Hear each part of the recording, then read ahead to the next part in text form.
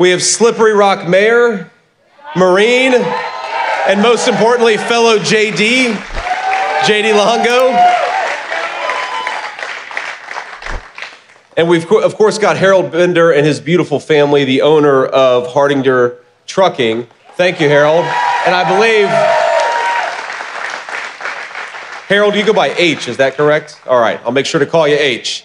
So thank you all for being here. And we're here to celebrate American trucking and here to celebrate American industry and remind everybody just how good our truckers could do if we get better leadership in the White House, which is why we're going to send Donald J. Trump back to the Oval Office.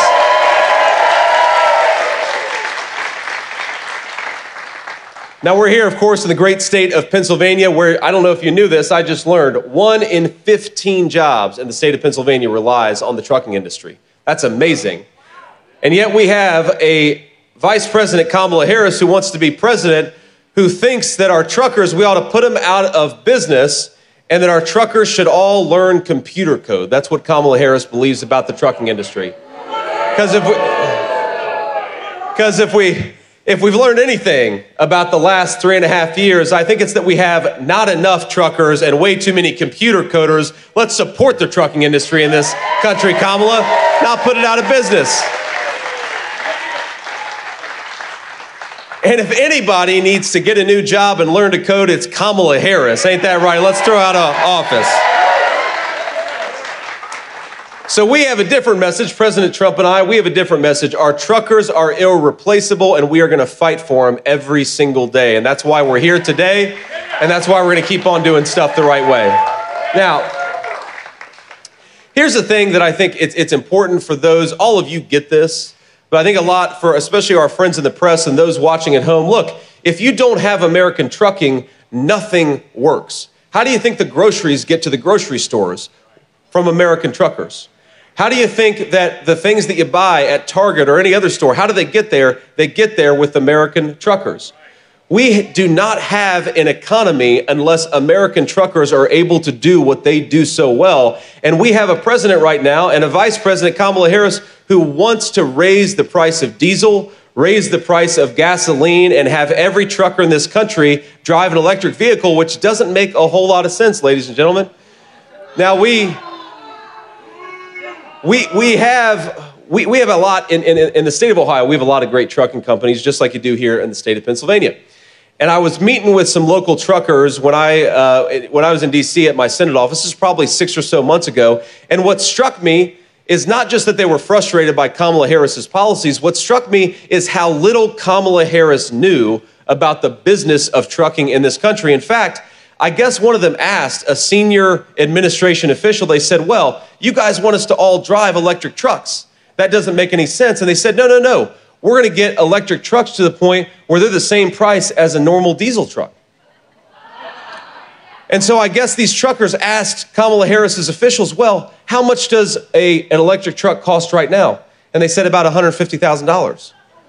And all of you are laughing. But the reason you're laughing to the friends of the media is the reason they're laughing is an electric truck right now costs $400,000. If you force all these great truckers to buy electric trucks instead of the trucks they're currently using, you're going to make this inflation crisis way worse than it currently is. You think groceries are bad? Wait until Kamala Harris makes every American trucker drive an electric truck. You think car prices are bad? Wait until Kamala Harris makes everybody buy a Chinese-made electric vehicle. And you think housing prices are bad? Wait until Kamala Harris makes it impossible for our truckers to get construction materials to the house building site. Kamala Harris's policies are a disaster, ladies and gentlemen, not just for truckers, but for everybody who relies on them, which is everybody.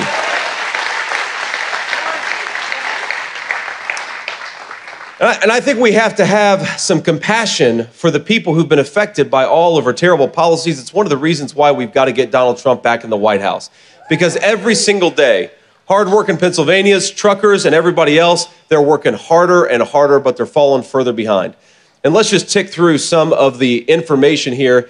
In the state of Pennsylvania, you are $11,400 poorer than you were on average than when Donald Trump left office. What that means is you have to spend almost $12,000 to get the same stuff now that you could buy 3.5 years ago. Is that prosperity? Absolutely not.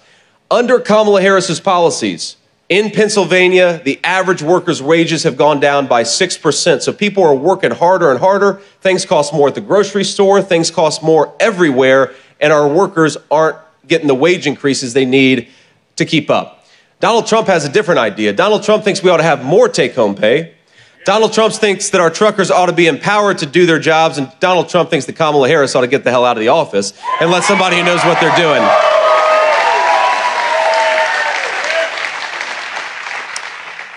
Now, I want to just talk about the contrast a little bit, because let's really discuss the details, the difference between Kamala Harris and President Donald Trump. We know, of course, Donald Trump had a lot of great successes in the Oval Office, and we know Kamala Harris has not had a whole lot of successes, but let's talk about why. Let's talk about the policy details. Now, here, President Trump's view is very simple. We're going to end this terrible affordability crisis, and we're going to increase take-home pay with three simple things. Number one, we're going to stop 25 million illegal aliens coming into this country competing for wages against American workers.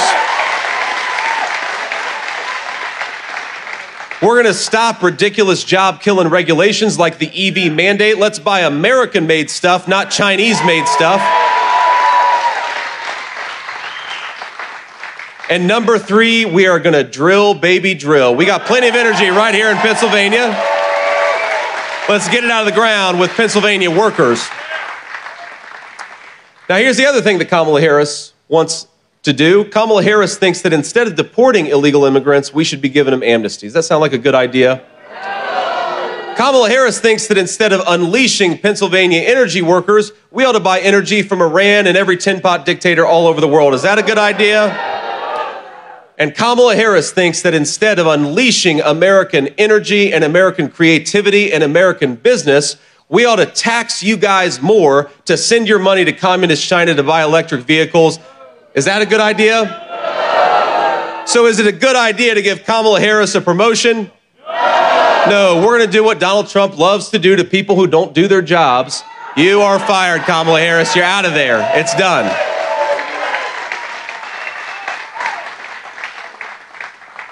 Now, the president actually just called me. I was sitting back there backstage, and the president called me, and he said, you know, the crazy thing is, JD, that Kamala Harris, she's pretending that she agrees with us on everything. And if you look at her campaign the past week and a half, she pretends that she agrees with Donald J. Trump on every issue. She is running a copycat campaign. And I said, Mr. President, I think I figured out what's going on. She wants my job. She's realizing that they don't have any chance. She's going to ditch Tim Walz, and she wants to run alongside Donald Trump. She's pretending she agrees with you on everything, but we can't let her pretend, ladies and gentlemen. We have to remind people of the real record. Kamala Harris wants to defund the police. Kamala Harris wants to ban fracking. Kamala Harris wants to further entrench the EV mandate that sends your tax dollars to China instead of buying American-made cars from American workers. Kamala Harris has said all these things on videotape, and as much as she wants to pretend she agrees with Donald Trump, I have a suggestion, Kamala Harris. If you would like to enact the policies of Donald Trump, you could do it right now because you are the vice president. So do it right now. Don't pretend you're going to do it in 6 months.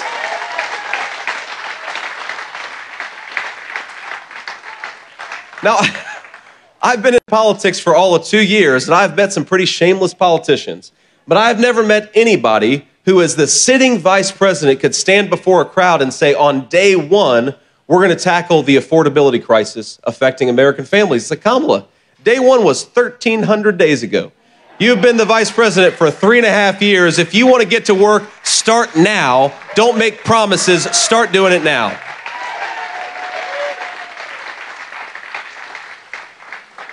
And here's the final big difference between Kamala Harris and Donald Trump. You know, I've been asked by the media, I've been attacked by the Harris campaign because I believe in a very simple principle, that our tax policy ought to reward American workers and American businesses, and I know Donald Trump agrees. So here is the contrast here.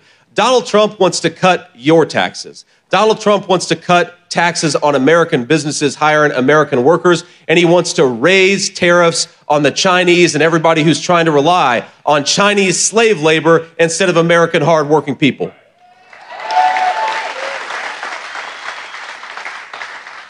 And Kamala Harris wants to raise your taxes and cut down on the tariffs that are making it harder for people to cheat and use Chinese labor instead of American workers. It's ridiculous. Why don't we make it easier to hire American and harder to rely on Chinese slave labor? That's the Donald Trump approach, and I know every single person here agrees with it.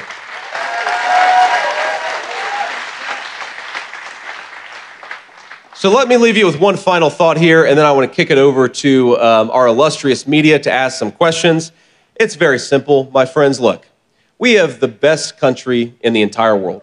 I've been flying...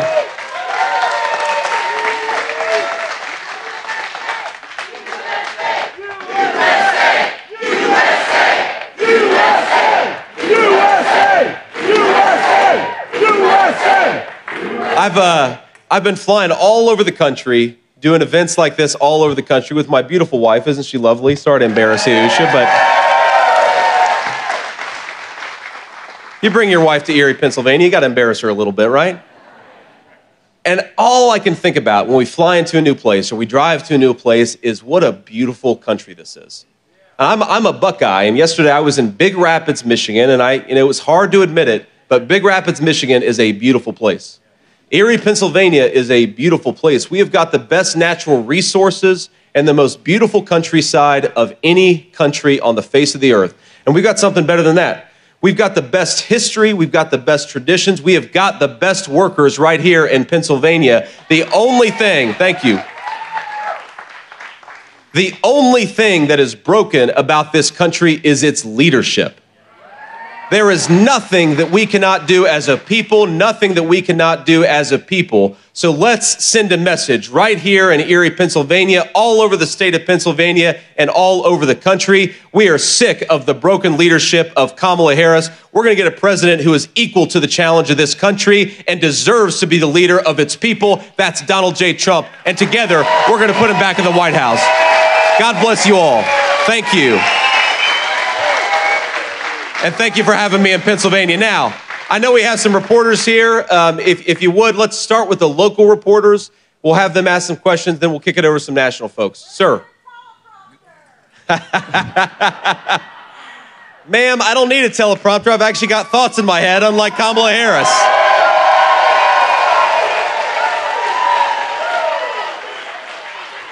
Good evening, Senator. Thanks for coming to Erie County, Pennsylvania. Philip Ward from Erie News Now. Senator, Phil's one of the good guys, right? Senator, how do you relate to Erie County voters, and what does a potential Trump-Vance administration mean for us locally? Yeah. Well, it's funny. Driving through Erie, Pennsylvania, I could not help but think how much this reminds me of my hometown in Middletown, Ohio, right? And this, of course, is a town with a proud manufacturing and proud steelmaking tradition. By the way, why don't we keep American steel companies owned by America, right? But a proud manufacturing tradition, and all I could think driving through Erie is, this is a beautiful place, but it has been left behind by a lot of stupid policies from people like Kamala Harris.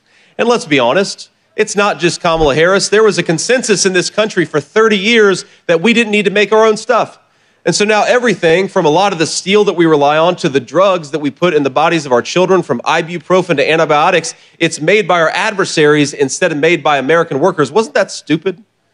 And the one person in politics in my lifetime who said, no more of this, we want to rely on Pennsylvania workers, was Donald J. Trump. And over 4 years of his leadership,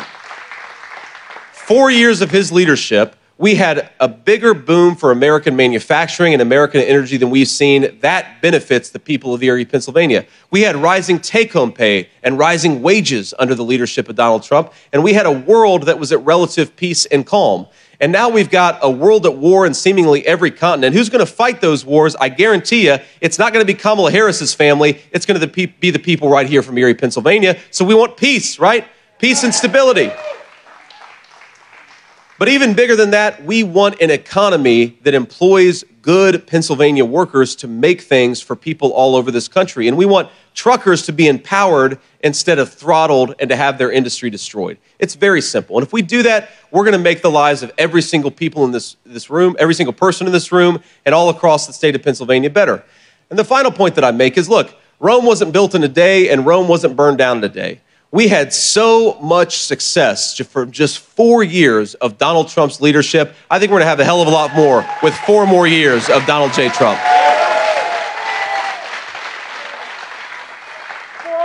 Sir. Hello, Senator. Thank you for coming to Erie today. I'm Tyler Gallagher. I'm with Jet 24 News here. You know, Erie's kind of had a declining economy and population. How is the Trump administration going to directly help the hardworking people of Erie bring people back here and, you know, create more jobs? You know, it's pretty simple, actually. But unfortunately, we have a leadership that's completely broken. I mean, the first thing that you have to do, if you want to help the people of Erie, Pennsylvania, is you have got to unleash American energy. It'll make manufacturing cheaper. It'll make trucking cheaper. It'll help everybody.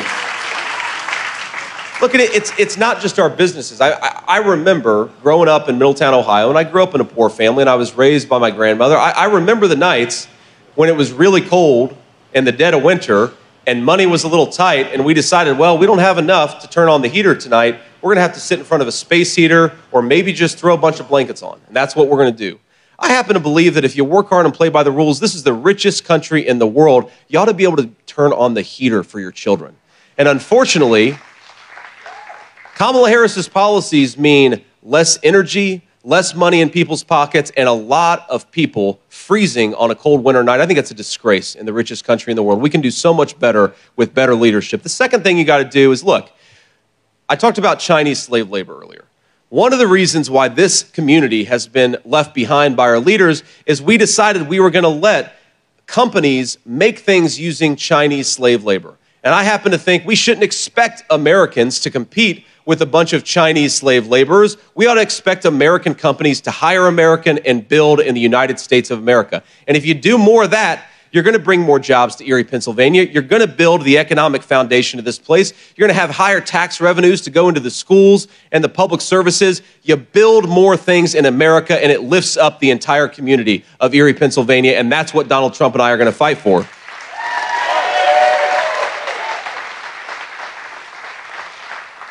And then the final thing is, look, the number one issue when I go to places like Erie, Pennsylvania is inflation. The number two issue is, why did Kamala Harris open up the southern border and let these cartels bring in the poison that's killing our families? It's ridiculous. We got to stop doing this craziness. She said on day one she wanted to open up the border. She said on day one she wanted to suspend deportations. She said on day one she was going to end Donald Trump's Remain in Mexico policy. Donald Trump has a different message for illegal immigrants. Pack your bags, because in 6 months you're going home.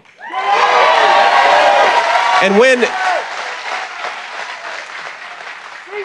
when we do that, you're going to have fewer people dying of drug overdoses. You're going to have fewer people who are suffering because you've got drug cartels operating freely in their communities. You've just got to do it. You've got to close that border. It's good for public safety and a whole host of other things, too. Other questions? Any more local? Yes, sir, I would love to go fishing. Hi, Senator.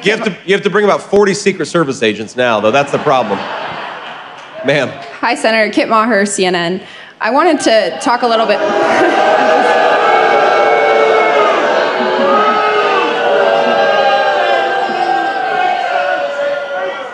Thanks, Senator, for taking my question. I wanted to expand a little bit more on your phone call with Governor Brian Kemp. How did Trump go from calling him disloyal and average governor to praising him and thanking him for his support? And why is it so important to have his support and a unity there? Well, look, because we're a big tent party, the president just got RFK's endorsement. He just got Tulsi Gabbard's endorsement. And on the other side, he's got Nikki Haley's endorsement. He's got Brian Kemp's endorsement. He is the president of common sense in this country. People are sick of being lied to, and they're sick of the craziness. Now, look, the president has some personal disagreements with Brian Kemp. and Brian Kemp has some personal disagreements with the president, but they're both big enough to put the country over personal interests. And what they will both say is, and I think that people from across the political spectrum should take something from this, that Brian Kemp is willing to say, this country is so important and we cannot let Kamala Harris become its president. And it's important that Donald Trump, despite the fact that he has disagreements with a number of people who have endorsed him, he's willing to say, we are the big tent party, we stand for common sense and sanity, and we've got to kick that insane politician named Kamala Harris out of the White House.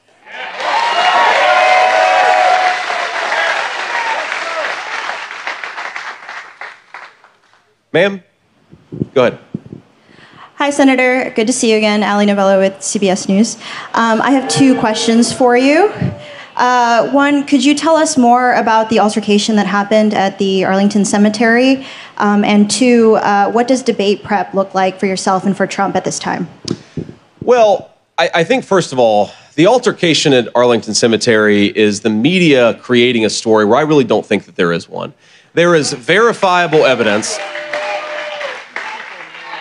There is verifiable evidence that the campaign was allowed to have a photographer there. There's verifiable, they were invited to have a photographer there. There's verifiable evidence that the families of these poor people who had their loved ones die 3 years ago at Abbey Road, Abbey Gate, those 13 Americans, a lot of them were there with the president. They invited him to be there and to support them.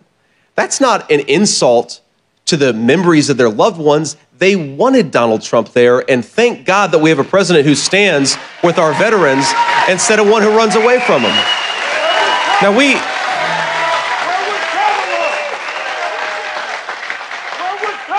Now it is amazing to me that you have apparently somebody at Arlington Cemetery, some staff member, had a little disagreement with somebody, and the media has turned this into a national news story. You know what I think our veterans care a lot more about? That Kamala Harris's VP nominee lied about his military service. I think that our veterans care a lot more about that. And the other thing our veterans care a lot more about is that 3 years ago, 13 brave, innocent Americans died, and they died because Kamala Harris refused to do her job, and there hasn't been a single investigation or a single firing. Look, sometimes mistakes happen.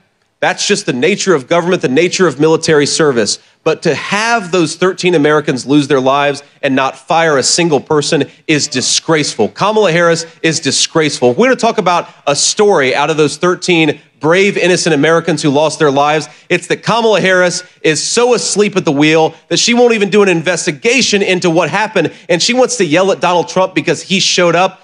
She can go to hell.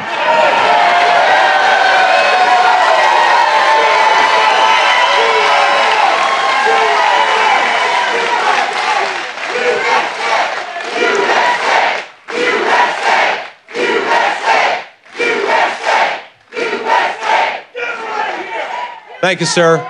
One more. Any other questions here? Ma'am. Oh, sorry, debate prep. Look, the way I'm doing debate prep is by spending time with these fine people. This is how I do debate prep, is you get out there. You get out there, you talk to people, you talk about the issues that matter. We don't need to prepare for a debate with Tim Walz. We need to get out there and talk. We need to get out there. Look, we need to get out there and talk to the American people. That's the biggest way that we're going to prepare for that debate on October the 1st. And I guess CBS is hosting it, right? So we got to be nice to her, ladies and gentlemen, because CBS is hosting the debate in a few weeks. Ma'am.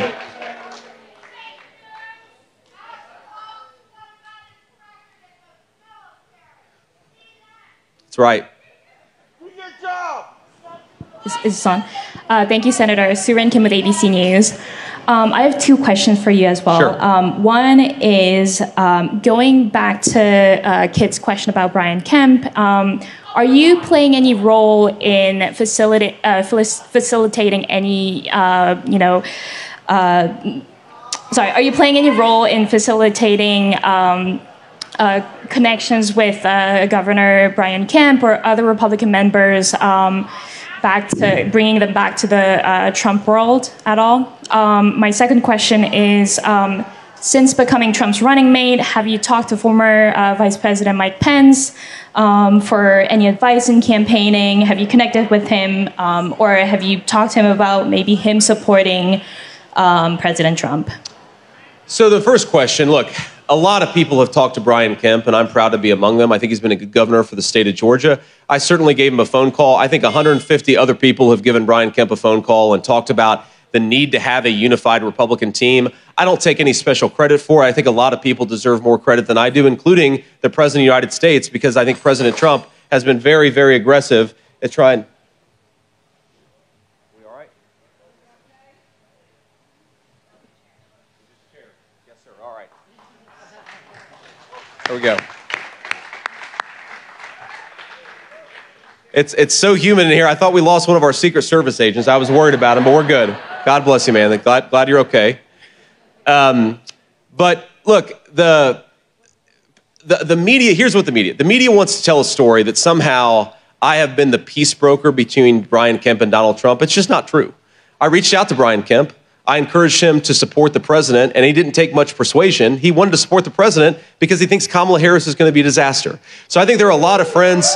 There are a lot of friends of Brian Kemp's and a lot of friends of the president's. I think a lot of people deserve credit for this unified Republican ticket. I'm not going to take that credit myself, ma'am. Can you hear me? I can hear you. Senator Vance, Emma Barnett with NBC News. Thank you so much for taking all of our questions. 2 questions, one local one and one international one. First of all, what are some of the specific policies you would implement to improve the lives of truckers in Erie, Pennsylvania? And then also, last night, Israel launched the largest raid in the West Bank in at least 20 years. Should the Israelis ask for American boots on the ground from a Trump-Vance administration, would you oblige, and how would you respond to these current events? I don't want to put American troops on the ground for anybody's wars but ourselves, right? That's a very important principle. And I say that, and I say that as somebody who believes that the Israelis have every right to destroy Hamas. We support them in what they're doing, but they're not asking. They're not asking for American boots on the ground. They can take care of business themselves. They just need a vice president or a president who allows them to do the job instead of trying to take Hamas's side over Israel's, which is not what Donald Trump and I are going to do. The first question was about, sorry, I forgot your first question. The first question was about specific policies that would help truckers. Yep, that's good. That's right. So look, the most specific policy that we have to help the truckers of Erie, Pennsylvania is to fire Kamala Harris and to replace her with Donald Trump, right? That's what we need to do. She is the source of so much that's broken in this country. But look, I mean, you talk to truckers, there are 2 big things that I think we can do. First of all, there are a lot of people who would like to be truckers, and our education system is trying to force everybody to go get a 4-year college degree. There are a lot of truckers out there who make a lot more money and have a lot better job than 4-year college degree holders. Let people do what they want to do, and have an education system that empowers people to make their own choices for their own lives instead of forcing them to do what Kamala Harris wants them to do. That's number 1. Number 2, you talk to our truckers, what is the biggest cost that they have, the biggest increase?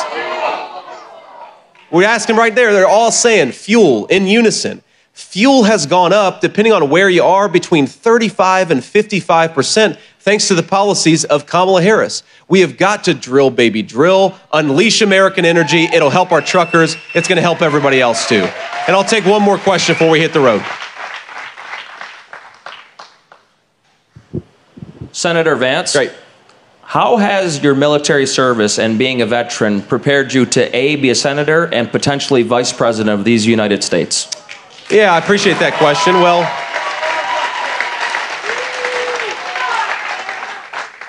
I am a United States Marine, and I'm proud of it, and I did what my country asked me to do. And look, I'd say the Marine Corps gave me 2 perspectives. Number 1, what's great about the Marine Corps is whether you're a 19-year-old kid or a 23-year-old fresh out of college or a 45-year-old who's been in the Marine Corps for 25 years, the Marine Corps demands that you occupy positions of leadership.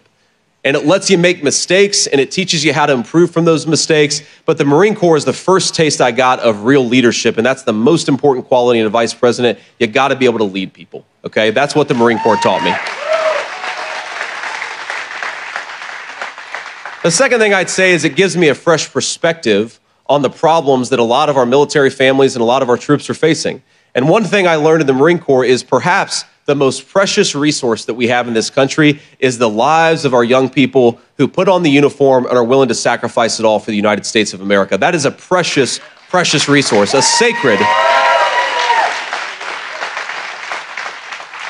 And it really is a sacred thing. I mean, you've got kids, some of the kids I served with in the Marine Corps, you had a guy, a Puerto Rican guy who grew up in poverty in the Bronx. I had a guy who grew up in a rich family in the suburbs of Maryland. We had my background. We had a kid who grew up from California. You meet people from all over this beautiful country, and they all are united by a common objective. And that's an amazing thing. That's really a sacred obligation that the president and the vice president has to take care of those people. And yes, sometimes you've got to send them to mess things up and fix the American people's business, but you only do it when you have to. And you treat that resource with care. And when, as Kamala Harris let happen, you let 13 people die because you screwed up and didn't do your job, you at least got to have an investigation and figure out what went wrong so you don't do it the next time. You got to respect the troops, and that's the number one thing I take from my time in the United States Marine Corps.